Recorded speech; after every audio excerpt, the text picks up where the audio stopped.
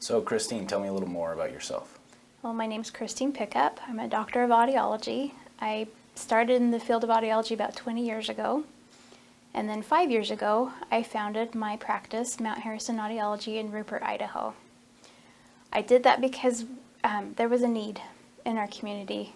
Someone who did more than just a quick test to sell a hearing aid, but that really invested in true diagnostic testing that was medically based and that would reach out to all ages, not just an older population, but someone who would take care of the needs of the children in our community as well. And I know one of your main focuses in the clinic is diabetes. Why?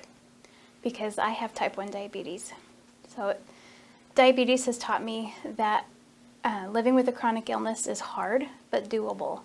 And just like diabetes is something we can't cure, hearing loss for most patients is not curable. It's something we manage. And so it's given me a different perspective on how we manage hearing loss. It's a chronic thing that needs a lot of care, and treatment changes over time, just like it does for my diabetes. And it's really given me a perspective on what patients need.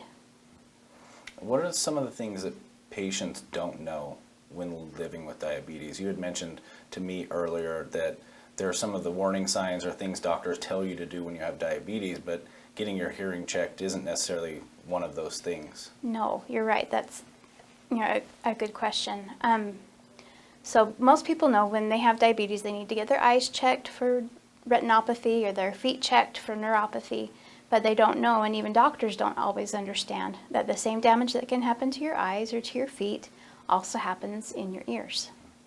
And this occurs because of high blood sugars. So just being diabetic isn't enough. It has to be that you're not as well controlled as we'd like you to be, which is tricky. I understand that it's hard, but sometimes the first symptom that we'll see in someone who's diabetic that is having some trouble with their hearing is ringing in their ears.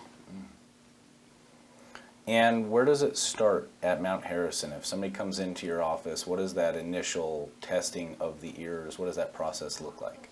First thing we do is have you fill out an inventory or a checklist of areas that are a concern for you. We want to understand your why you're coming in, what your worries are.